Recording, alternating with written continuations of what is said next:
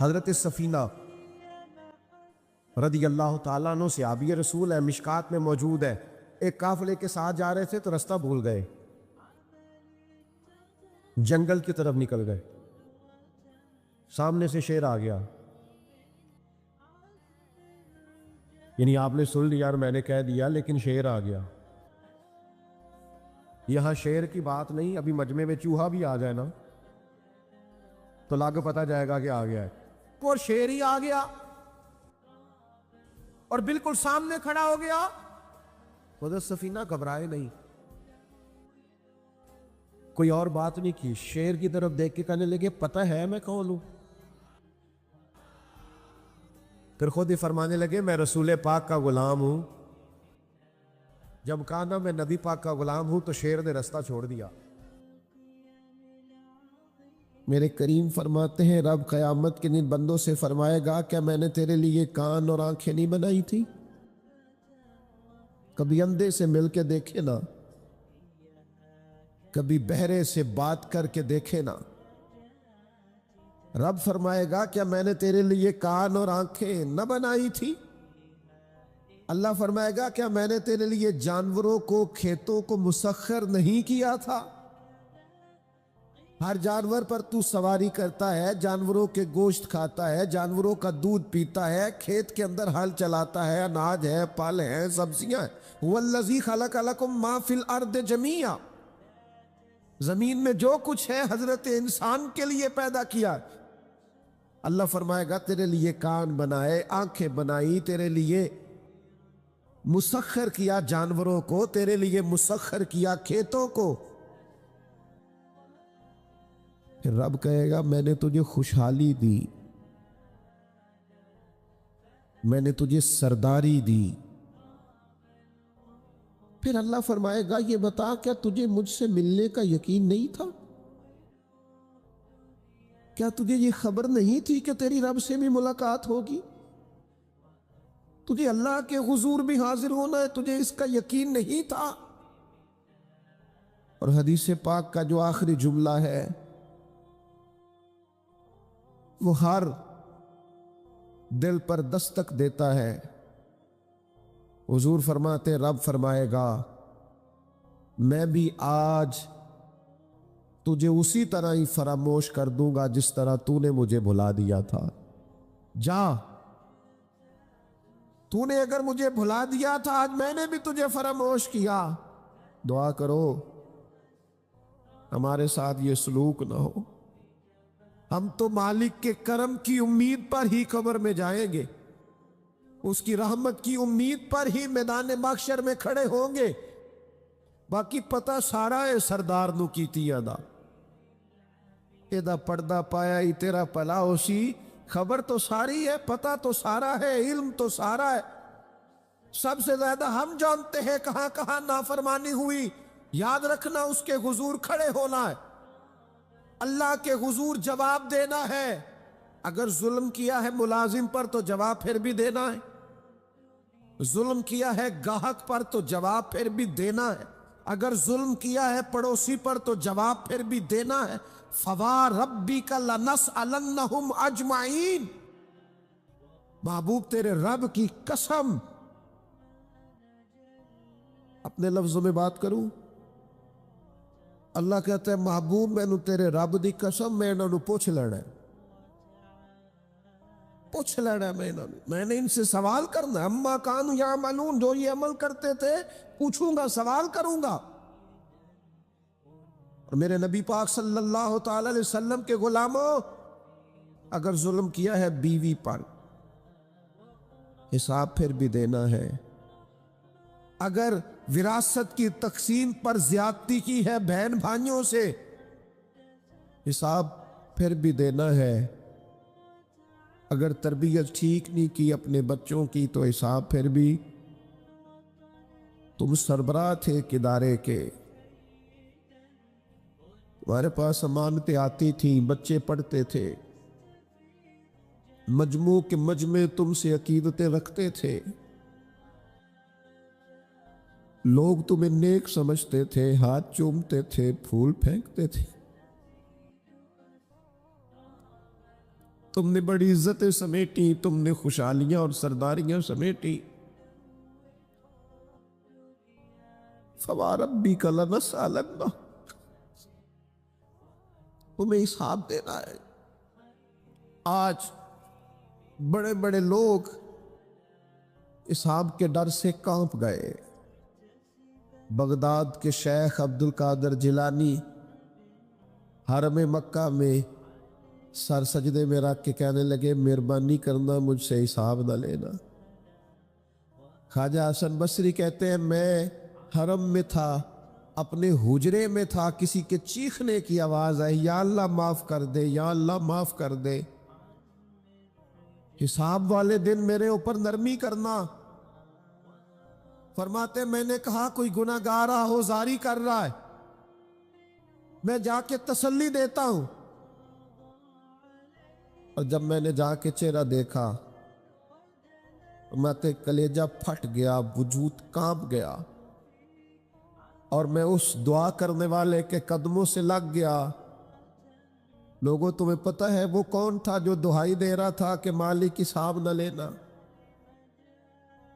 وہ حسین کا کربلا میں تنہا بچ جانے والے صاحبزادہ امام زین العابدین تھے۔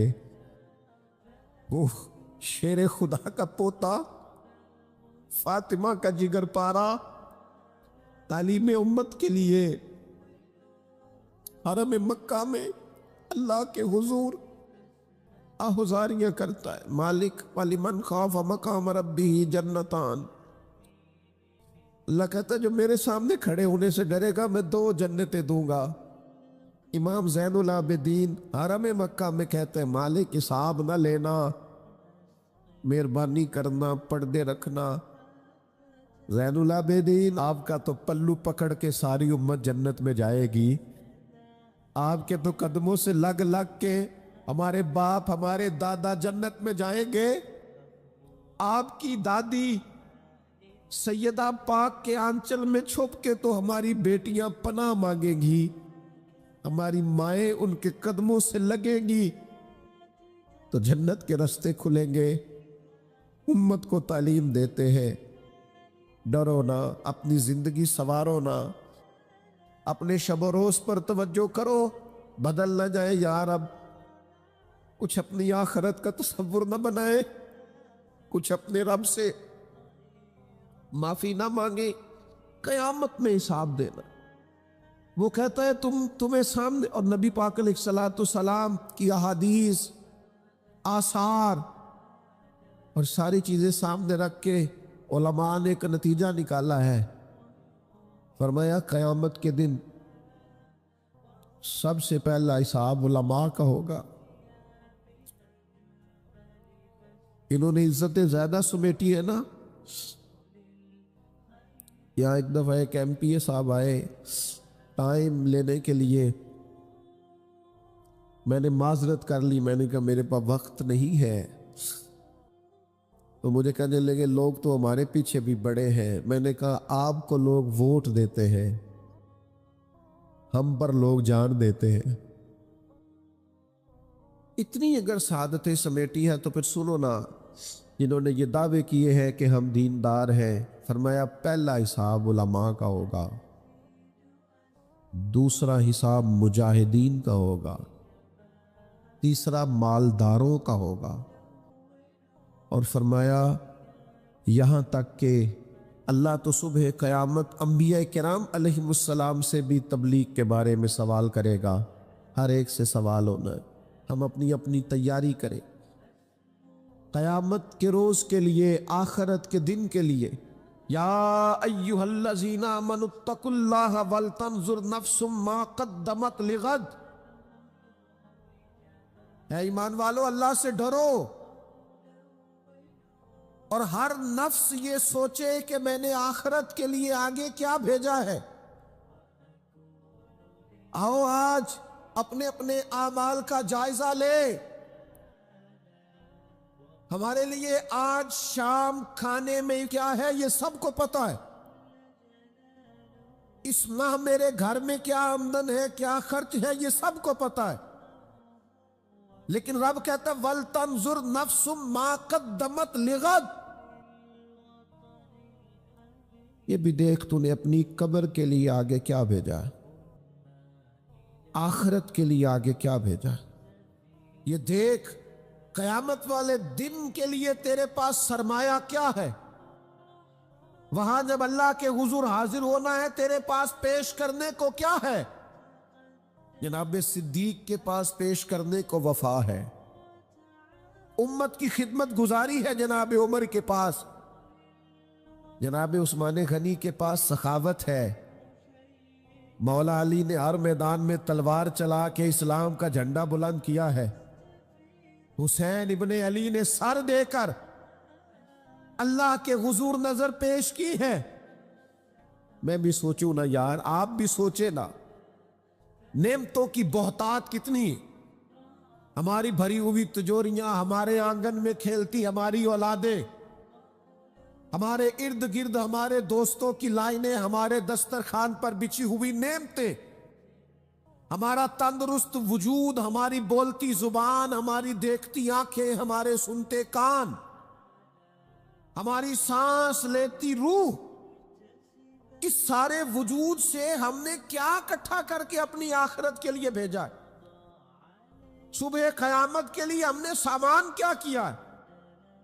اللہ کے حضور جب ہمیں جواب دینا ہے تو ہمارے دامن میں کیا ہے، کیا پیش کرنا ہے؟ آج اپنے دل سے، اپنی روح سے یہ سوال ہمیں ضرور کرنا ہے، اور ایک بار نہیں 100 بار کرنا ہے، اور بار بار کرنا ہے۔ نبی پاک صلی اللہ تعالی علیہ وسلم نے ارشاد فرمایا ہے، حضور فرماتے 5 سوال پوچھے گا رب قیامت کے دن، اور جب تک تم ان سوالوں کے جواب نہیں دو گے تمہیں ہلنے نہیں دیا جائے گا۔ ایک یہ پوچھا جائے گا عمر کہاں گزری، سارا وقت ضائع ہو گیا موبائل پہ، سارا ٹائم ضائع ہو گیا خوش گپیوں میں، شغل میں آنا جانا، عمر ساری قیمتی وقت ضائع کر دیا۔ اور پھر ایک سوال، اسی سوال سے متعلقہ دوسرا ہوگا جوانی کہاں گزاری، وہ ساری کھیل کود میں گزر گئی، لہو و لعب میں گزر گئی، گیموں میں گزر گئی، یہ سوال ہوگا۔ اور تیسرا سوال رب پوچھے گا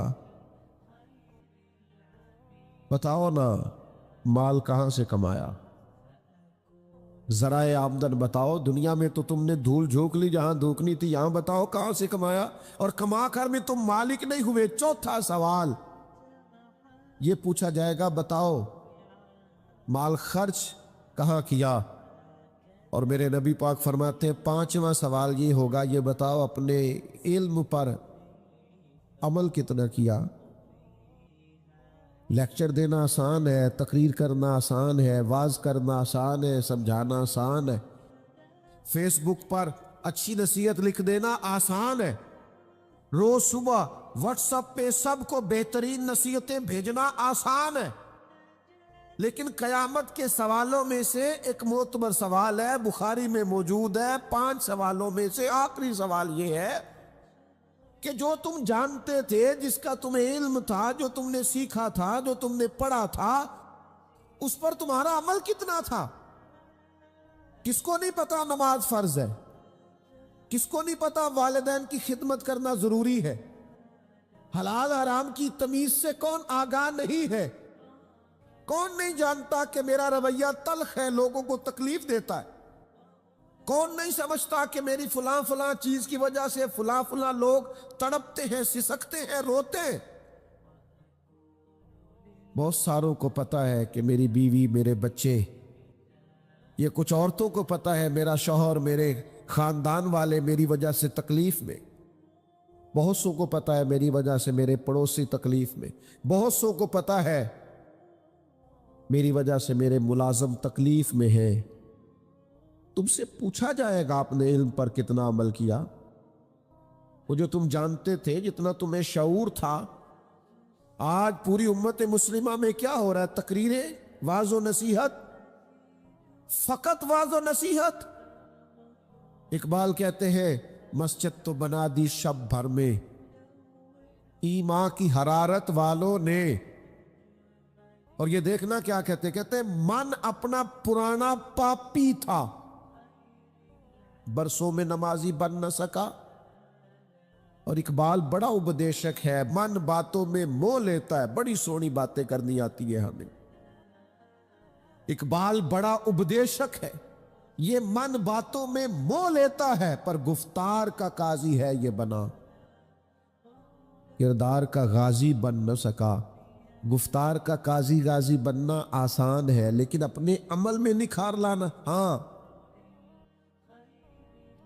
سب سے پہلے دو چیزوں کا حساب ہونا قیامت میں، یاد رکھیے گا. اعمال میں سب سے پہلے نماز کا حساب ہوگا. حضور نے فرمایا کافر اور مومن کے بیچ فرق ہی نماز کا. اور حقوق العباد میں سب سے پہلے قتل کا حساب ہوگا.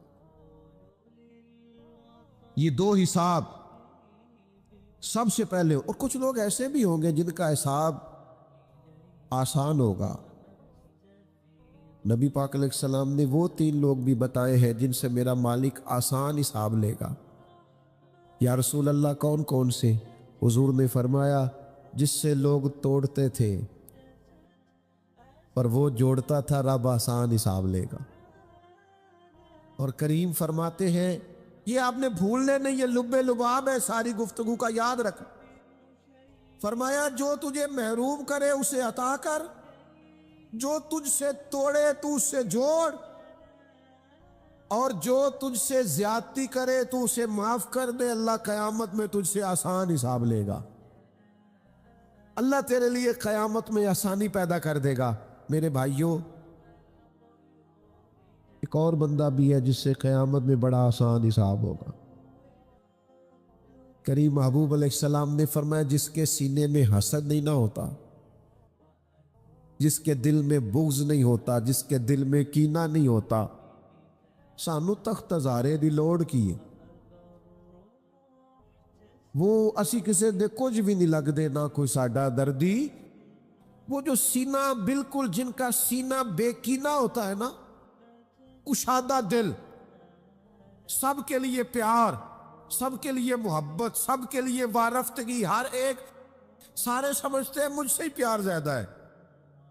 سینہ کشادہ ہے، دل بڑا ہے. فرمایا جن کے سینے کشادہ ہوں گے، بغض سے، عداوت سے، حسد سے، کینے سے پاک ہوں گے، اللہ قیامت میں آسان حساب لے گا. اچھا، میرا وجدان کہتا ہے کہ میرے نبی پاک کے پاک لفظوں کا معنی یہ ہے قیامت میں رب ان سے فرمائے گا جاؤ میں نے تمہیں معاف کیا. جن کے سینے صاف ہوں گے، دل صاف ہوں گے، پاک ہوئے تے پاک ہی مل ڈائی. بنا پاکوں پاک نہیں ملدا. سارے وجود نو دھون دے نالوں اکو دھولا ٹکڑا دل دا. دل ہو صاف، دل ہو کشادہ. 14 طبق دلے دے اندر اسا تمبو وانگو تانے ہو. یہ تمبو دیکھ رہے ہو نا، چھاؤں دے رہا ہے نا، جل رہا ہے نا. درویش کہتے ہو 14 طبق میرے دلے دے اندر تے میں تمبو وانگو تانے ہوں، دل دریا سمندروں ڈونگے. یہ کون دلان دیا جانے ہوں اسا کیتی جان حوالے رب دے. ایسا عشق کمایا مرن تو پہلو ہی مر گیا باہو. تاں مطلب نو پایا ہے. چھوڑ دیے جائیں سارے کینے. جب قیامت میں اللہ کے حضور حاضری کا ڈر ہو نا، تو پھر نہ بندہ بددیانت نہیں ہوتا، بے ایمان نہیں ہوتا. لاکھوں کروڑوں اربوں بھی آئیں تو کبھی بھی اس کی رال نہیں ٹپکتی،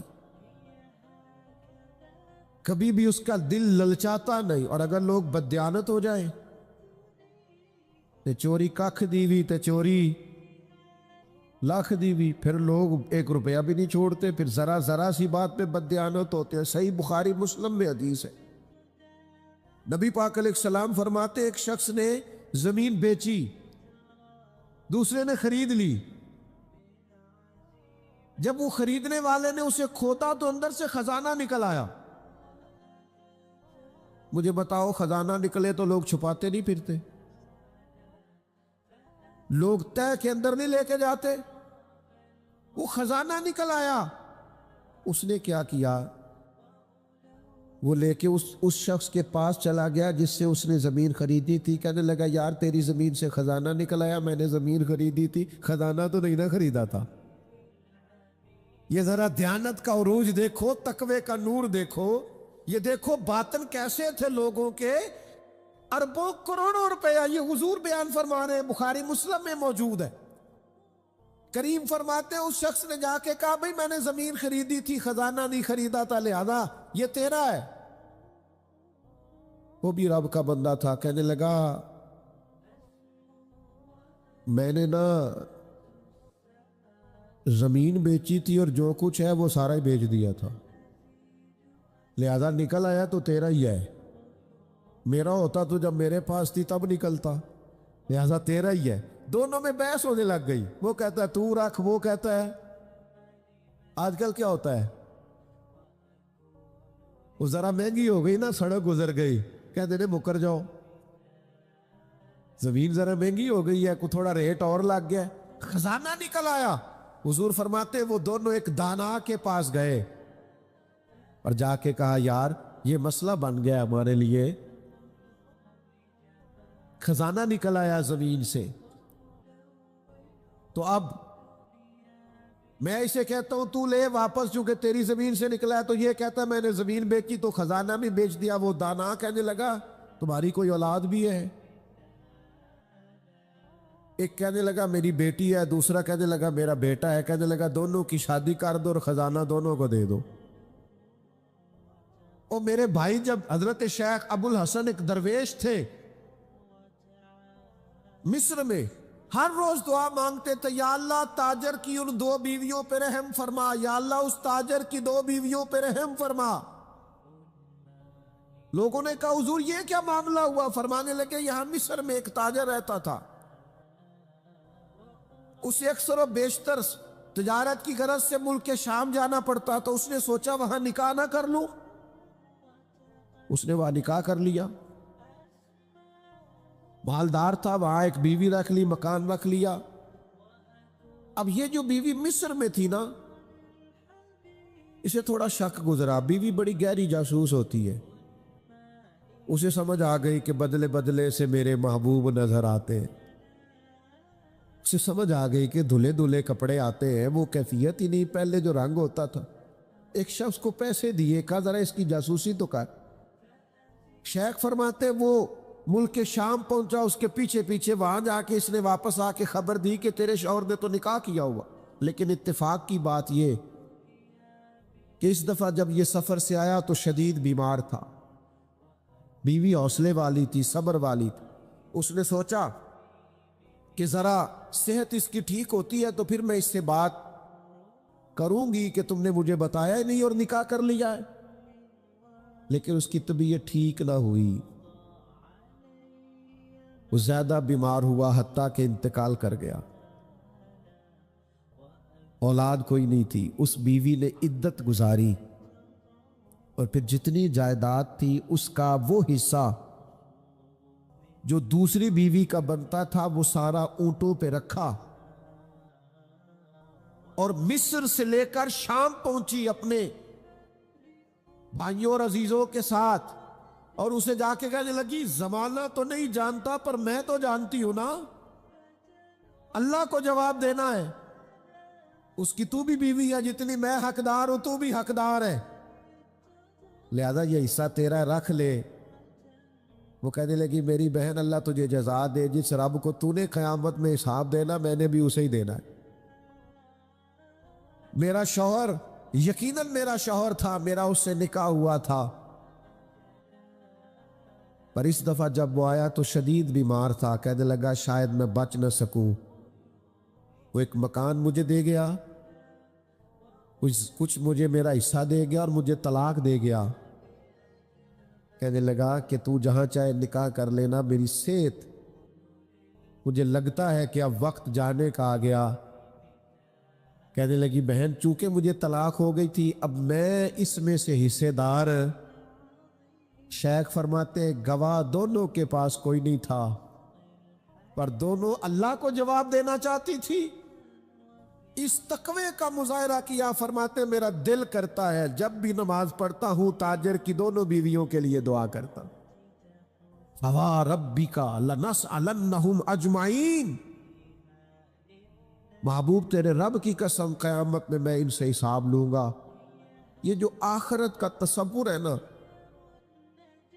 حضرت ابو ذر غفاری رضی اللہ تعالیٰ عنہ نے اپنے غلام سے کہا جو بہترین اونٹ ہے وہ اللہ کے رستے میں خرچ کر دو، خیرات کر دو، بہترین۔ شام کو سیدنا ابو ذر غفاری رضی اللہ تعالیٰ عنہ تشریف لائے تو وہ جس اونٹ کے بارے میں آپ اشارہ کر کے گئے تھے خرچ کر دینا، اللہ کے رستے میں دے دینا، وہ بندھا ہوا ہے، اور اس سے جو دوسرے نمبر کا کم، اس سے جو کم قیمت کا تھا، باقی سب میں بہتر لیکن اس سے کم قیمت کا وہ اونٹ آپ کے غلام نے اللہ کے رستے میں خرچ کر دیا، خیرات کر دیا۔ تو آپ فرمانے لگے یار میں نے تمہیں کہا تھا یہ اونٹ دینا۔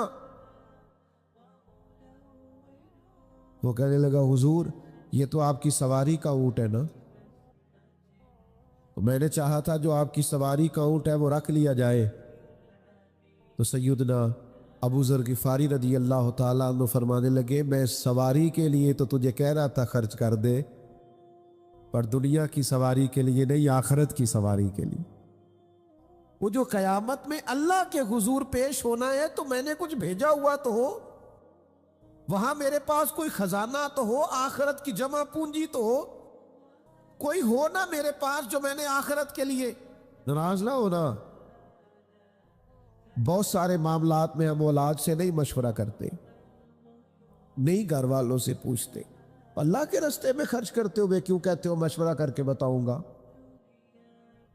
بات کر کے بتاؤں گا۔ جب اپنے دنیاوی بہت سارے معاملات میں آزاد ہوتے ہو تو اپنی آخرت کا ذخیرہ جمع کرنے کے لیے کیوں ہم آزادی کے ساتھ فیصلہ کیوں نہیں کرتے؟ نبی رحمت نور مجسم شفیع معظم صلی اللہ تعالی علیہ وآلہ وسلم گھر میں تشریف لائے، حضور نے پوچھا کیا ہے کھانے کے لیے؟ عرض کی حضور ایک بکری ذبح کی تھی، ساری بانٹنی ہے، ایک دستی بچی ہے، ایک ٹانگ کی دستی کا کچھ حصہ بچا ہے۔ حضور نے فرمایا نہیں، جو تم نے بانٹ دیا ہے وہ سارا ہی بچ گیا۔ کیوں؟ وہ آخرت کے لیے جمع ہو گیا، وہ سارا بچ گیا۔ یہ جو تم نے کہا ہے نا یہ بچی ہے، یہ نہیں بچی، بچا تو وہ سارا ہے جو راہ خدا میں بانٹ دیا گیا۔ میرے عزیزو، اتنا بڑا مجمع ہے، ہزاروں کی تعداد میں آپ لوگ تشریف لائے ہیں، میں عاجز آدمی، آپ سب سے زیادہ گناہگار، صرف ایک پیغام دینا چاہتا ہوں، اللہ کے سامنے ہم نے کھڑے ہونا ہے، اپنی آخرت کی تیاری کریں۔ میں بھی آج نئے سرے سے اپنی زندگی پر غور کروں گا، آپ بھی نئے سرے سے اپنی زندگی پر غور کریں۔ میں بھی آج اللہ کے حضور صدق کے دل سے معافی مانگوں، ہم سب اللہ کے حضور حاضر ہیں، جمعہ پڑھنے آئے ہیں، معافی مانگے، سارے اپنے رب کی بارگاہ میں عرض گزار ہوں کہ ہمارا مالک ہمارے اوپر فضل کرے اور ہمیں ایسی توفیق دے کہ ہم اپنی آخرت کے لیے کوئی ذخیرہ کر سکے۔ آخرت کی فکر بڑی اہم چیز ہے۔ آخرت کی وہ کچھ لوگ کہتے ہیں نا فکر نہ کرو، فکر نہ کرو، فکر نہ کرو، سارے دوست یہی کہتے ہیں، آپ میرے قریبی ہیں، میں آپ سے کہتا ہوں فکر کرو، فکر کرو، فکر کرو، اور اپنی آخرت کی فکر کرو۔ 2-2.5 سال ظاہری طور پر عمر کم تھی حضرت صدیق اکبر کی نبی پاک سے، لیکن ایک دن حضرت صدیق اکبر نے عرض کی یا رسول اللہ صلی اللہ تعالی علیہ وسلم، میں دیکھ رہا ہوں آپ پر تو بڑھاپا آ گیا ہے، بال مبارک سفید ہو رہے ہیں۔ تو حضور فرمانے لگے سورہ ہود، سورہ واقعہ، سورہ مرسلات، فرمایا اس طرح کی صورتوں نے مجھے بوڑھا کر دیا۔ کیوں؟ ان میں قیامت کا ذکر ہے، ان میں آخرت کا ذکر ہے، اللہ کے حضور حاضری کا ذکر۔ ان صورتوں نے، ان کی فکر نے، حضور فرماتے ہیں یہ ترمذی شریف میں موجود ہے، مجھے بوڑھا کر دیا ہے۔ ہم بھی بوڑھے ہو گئے ہیں پر اولاد کی فکر میں، ہم بھی بوڑھے ہو گئے ہیں مال کی فکر میں، ہمیں بھی کچھ تھوڑی فکر کرنی چاہیے آخرت کی۔ آج سے تیاری شروع کرے، ابھی سے اپنی آخرت کے لیے غور و فکر شروع کرے۔ ایک بات عرض کر، آخرت کی فکر ہونا تو پھر بندہ بندوں کے معاملے میں بھی محتاط ہوتا ہے، بلا وجہ الزام نہیں لگاتا، بلا وجہ بدنام نہیں کرتا۔ میں نے آج آپ کی خدمت میں اس جمعے میں ایک خاص اپنے دل کا درد رکھنا ہے، کسی کے بارے میں بھی پروپیگنڈا چھوڑ دے، کسی شخص کے بارے میں بھی غلط بات کرنی چھوڑ دے۔ پڑوسی، دوست، احباب، محلے دار، جس کے بارے میں حقائق کا نہیں پتا، اس کے بارے میں ہمیں اللہ کے حضور حاضر ہونا ہے، جواب دینا ہے۔ کوئی بھی کسی بھی کی عزت پر ہاتھ ڈالنا چھوڑ دے۔ اسلام میں چور کی سزا ہاتھ کاٹنا ہے، لیکن اسلام پہلے غور کرتا ہے چوری کیوں کی، اسباب کیا بنے۔ حضرت عباد بن شرجیل رضی اللہ تعالیٰ عنہ کہتے ہیں میں نے اپنے پڑوسی کی باغ سے کچھ پھل لے لیے تھے، کچھ کھا لیے تھے، کچھ میں نے اپنی چادر کے پلو میں چھپا لیے۔ ابن ماجہ میں موجود ہے، مسند احمد میں موجود ہے، دیگر کئی کتب احادیث میں موجود ہے۔ فرماتے اس نے مجھے پکڑ لیا، حضور کی بارگاہ میں لے گیا، تو نبی کریم نے مجھ سے فرمایا کیوں چوری کی؟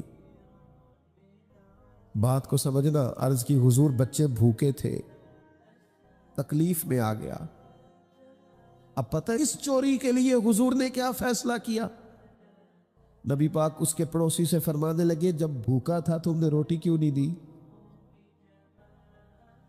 جب یہ جاہل تھا علم کیوں نہیں دیا؟ اور فرماتے ہیں میری سزا حضور نے یہ سنائی کہ ایک اونٹ بھر کے مال کا مجھے دیا گیا۔ دوستو، الزام تو لگا دیتے ہو کہ فلاں غریب آدمی بار بار مانگتا ہے، فلاں بار بار ستاتا ہے، فلاں قرض مانگتا ہے۔ اپنی آخرت سے ڈرے، دیکھے تو صحیح لوگ مجبور کیوں ہیں، تنگ دست کیوں ہیں، پریشان کیوں ہیں۔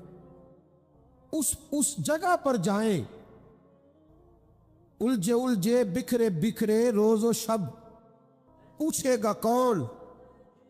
لوگ تیرا جرم پوچھیں گے، سبب پوچھے گا کون؟ لوگ پوچھتے ہی نہیں، توجہ ہی نہیں کرتے کہ جرم کیوں ہوا، اس کی نوعیت تک لوگ جاتے ہی نہیں۔ خدا را جناب عبداللہ ابن عمر خود فرماتے ہیں کہ سرکار نے مجھ سے پوچھا کہ عبداللہ یہ بات ٹھیک ہے کہ تم ہر روز ہی نفلی روزہ رکھتے ہو اور ہر رات ہی نفلی عبادت کرتے ہو؟ تو میں نے عرض کیا یا رسول اللہ صلی اللہ تعالی علیہ وسلم ایسا ہی ہے۔ اللہ کے پیارے حبیب علیہ الصلوۃ والسلام نے فرمایا ایسا نہ کرو۔ وہ نفلی روزہ رکھتے تھے، ہر روز ہر رات نفلی عبادت کرتے تھے، تو محبوب نے ان سے تصدیق کرانے کے بعد فرمایا ایسا نہ کرو، کبھی روزہ رکھا کرو، کبھی افطار کیا کرو، اور فرمایا کبھی نماز پڑھا کرو، کبھی سو جایا کرو۔ کیوں؟ اس لیے کہ حضور فرمانے لگے تمہارے جسم کا بھی تم پر حق ہے، تمہاری آنکھ کا بھی تم پر حق ہے کہ اسے نیند آتی ہے، تمہاری بیوی کا بھی تم پر حق ہے، اور فرمایا تم سے جو ملاقات کرنے کے لیے آتا ہے اس کا بھی تم پر حق ہے۔ تو یہ لفظ کہہ کے کہ تمہارے اپنے اوپر بھی حقوق ہیں، تمہاری ذات کے بھی تم پر حق ہے۔